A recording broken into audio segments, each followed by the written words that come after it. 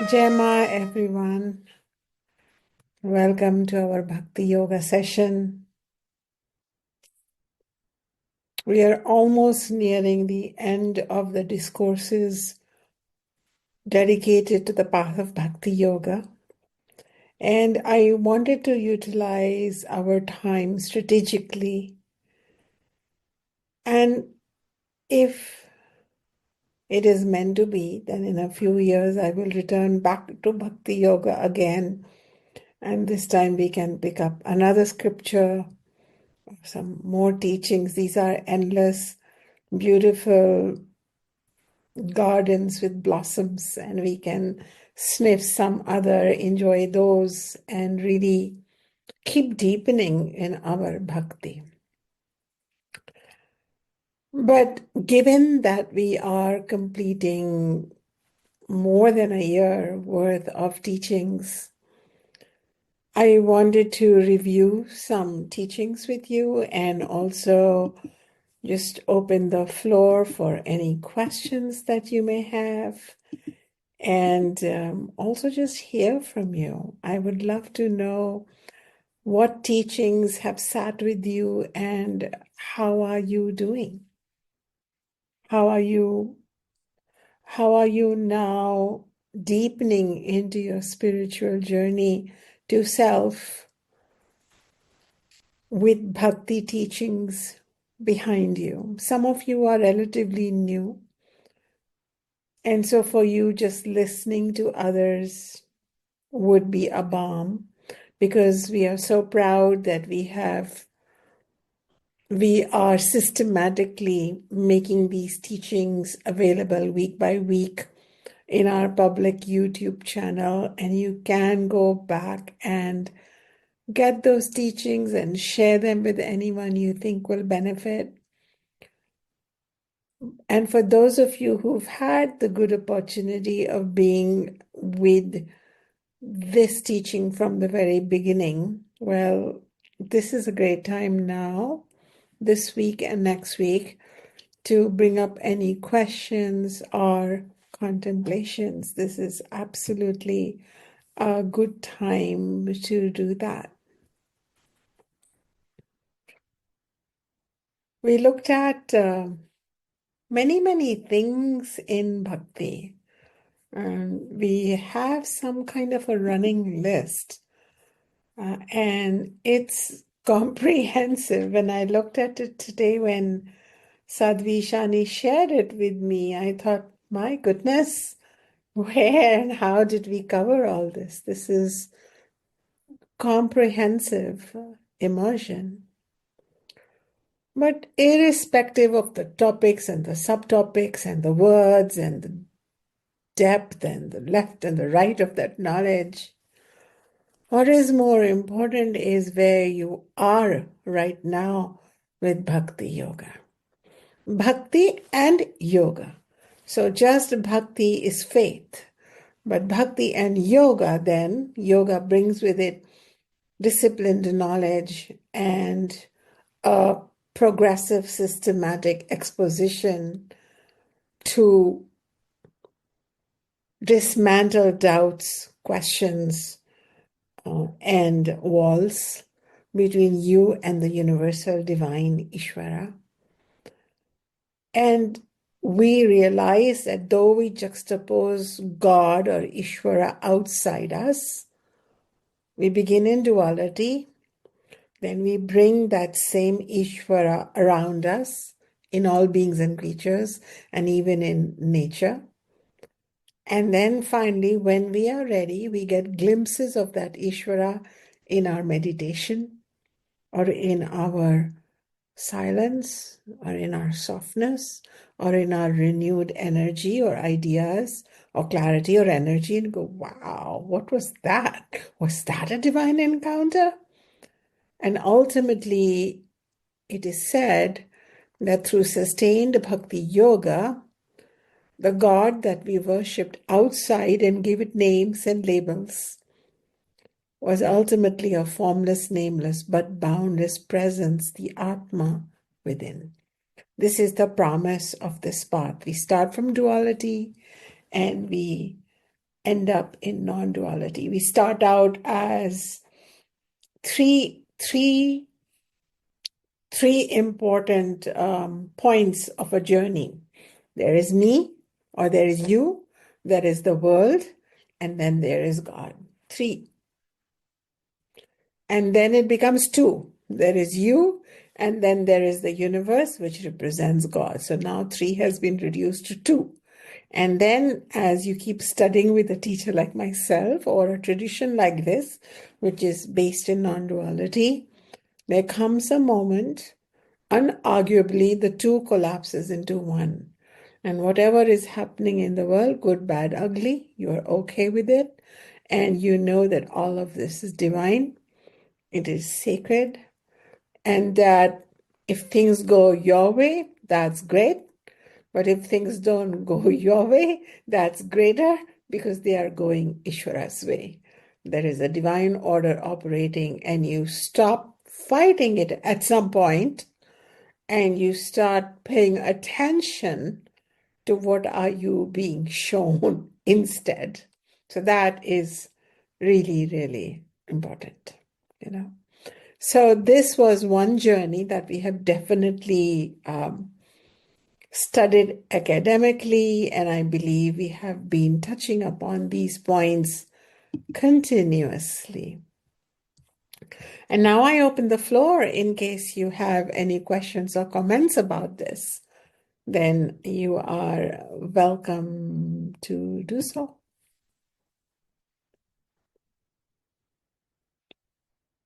Are you noticing anything?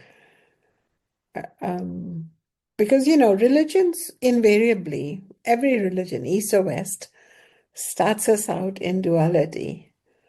But it is philosophical, experiential systems like Vedanta that lead us confidently into non-duality. So how do you feel about this? Do you have any questions? Are you more open to this idea? Let's I see talk. Arya Susan has her hand raised. Thank you, Arya. Yes, go ahead. Please unmute, dear. I would be delighted to start this out. Just preparing for this session, I was thinking, how could it be that anyone can speak so clearly to me as you speak to me? And then it occurred to me that probably my whole life of listening and asking has brought me here to be able to hear you. And I am very delighted with the progress I've made even in the past 6 months since we started looking carefully at non-dualism with Aditya Shankara. And of course, your presentation for the Theosophical Society was just beautiful, just moving, just such a lovely presentation.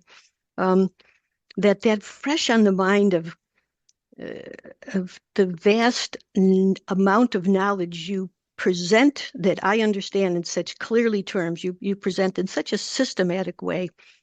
I'm just extremely grateful, and I can see my own progress towards understanding non-dualism and seeing, for decades I've seen the order to everything, but now I can be comfortable with seeing the divine in everything, and I'm very grateful. I'm very grateful to you. Beautiful, Arya. And I want to acknowledge that your questions have, of course, been welcome, but even your questions are changing to Uh-huh. reflect where you are now. Your progress Mhm. is evident to me as a teacher. I wanted to Right. acknowledge, and that progress is not like a certificate where you're going from Sure. A to B, but Mhm. it's more like you've shed more and you are there more. Yes, yes, yes, So yes. I love that. And this entire tradition has moved forward on a question and answer basis. So there is Hmm. always two people. It's not one person behind the pulpit or behind the Right, right, microphone, right, right, right. but it's always two. And I really appreciate seekers like you who have been listening, who have been on a quest. And And then something just clicks, That's right. something clicks. You don't know when that happens, but it clicks. Something ignites, and you've Yeah. often said that it's by grace, and I must say that I believe that. I understand that now. I mean, we looked in the Theosophical Society, we looked at the ultimate order of Brahman, and Brahman chooses. That great order which chooses Yes, yes. which planet goes where and which galaxy goes where and which leaf goes where, chooses which ones of us self-sabotaging human beings stop doing that.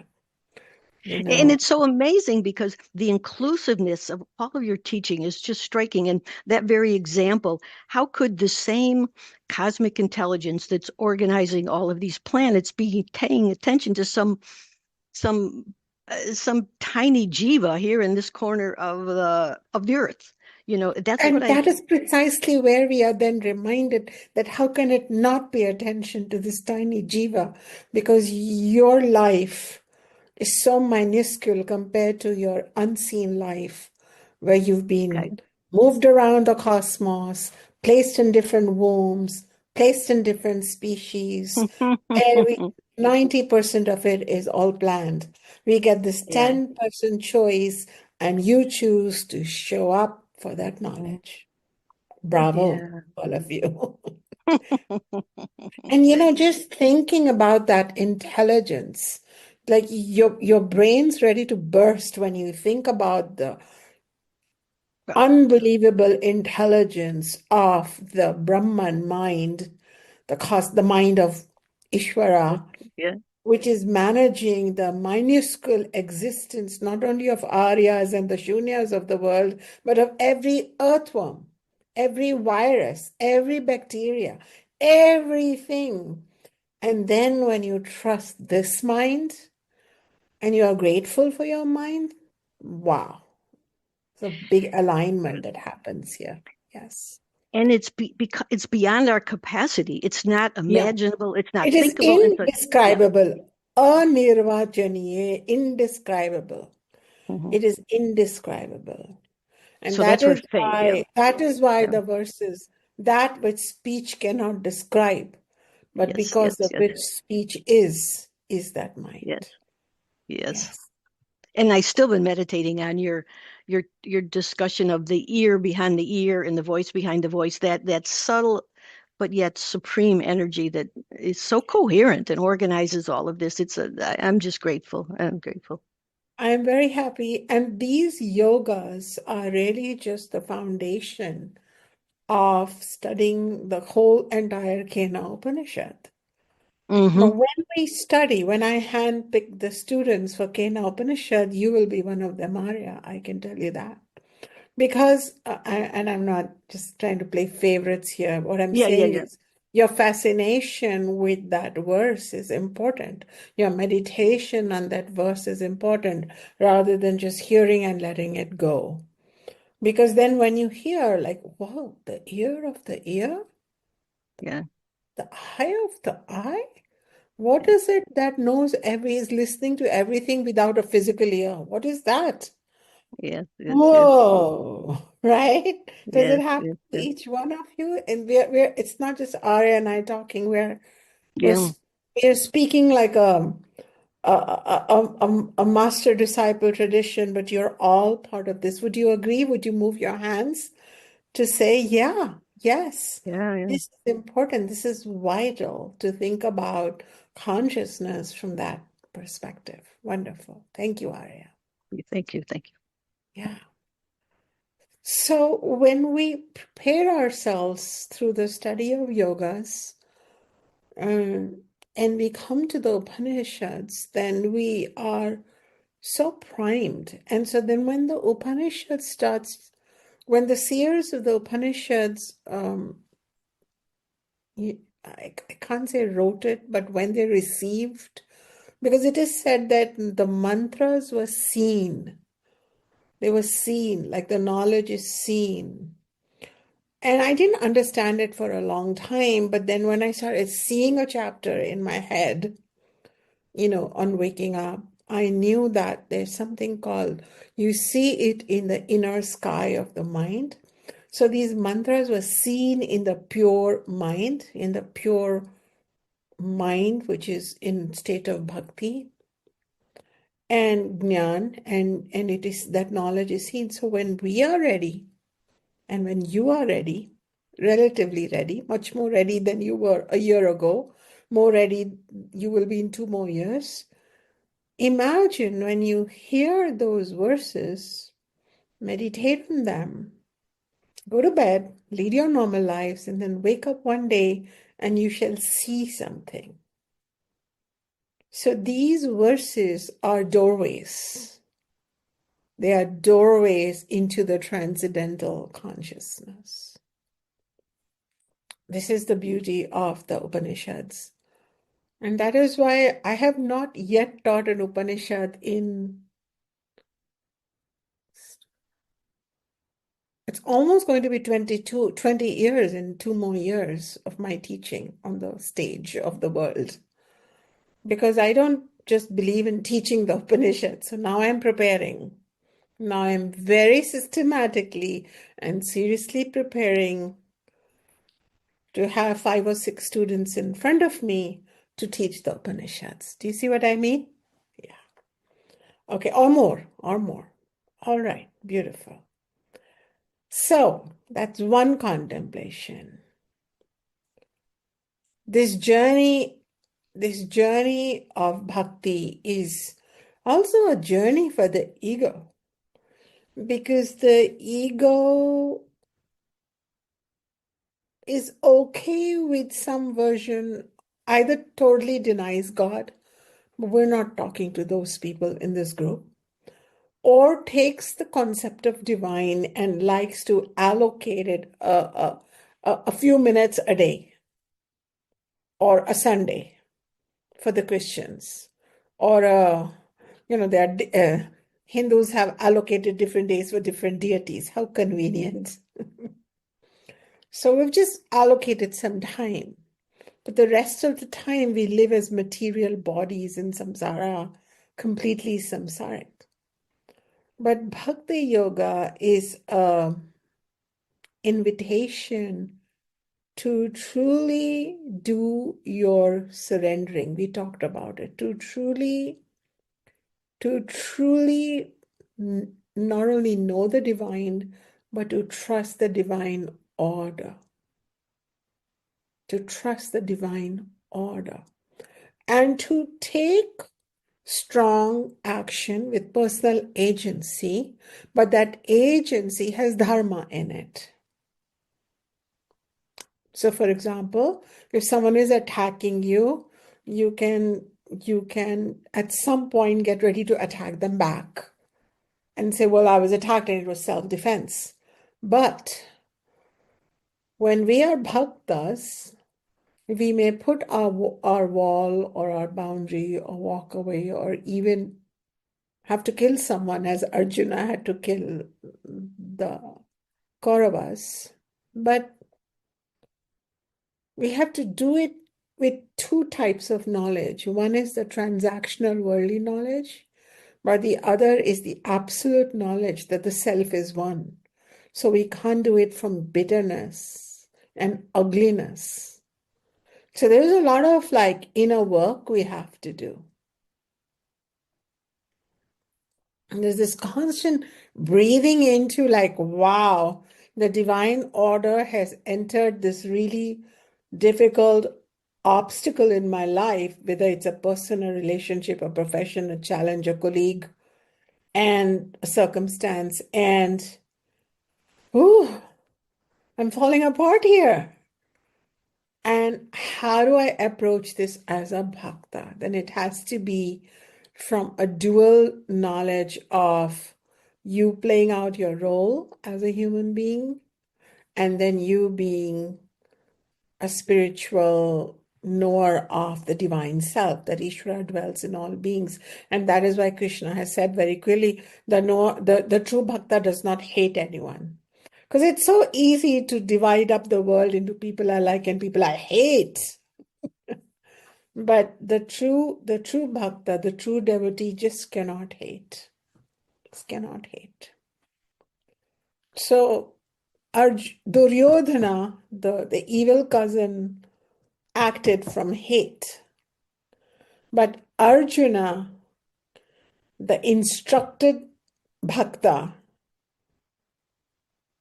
went to war from love. Do you see? They both picked up weapons, one from hatred, one from love. Do you see that? Whoa, that's tough. Have any one of you been trying to bring a softer ego, a more divine understanding, even in those difficult, messy areas of your life? Anyone? You want to show me your hands? Would anybody like to share anything? I can share with you, I have mentioned to you that I have a handful of really sleepwalking relatives, and they're acting up again. Not directly at me, but my father and all of those situations. And I have to be this vigilante daughter, protecting my father, and I am who I am. So I have to be really soft inside. So this is like I'm walking that tightrope right now. But thanks to the knowledge, it's not hard work, it's soft work now. It used to be harder back then when my blood would curdle and milk would turn into yogurt inside me. It doesn't do that now. But how are you all doing? Would anybody like to share? You don't have to give us um, you can share what you want, but basically, I want to try to understand your application.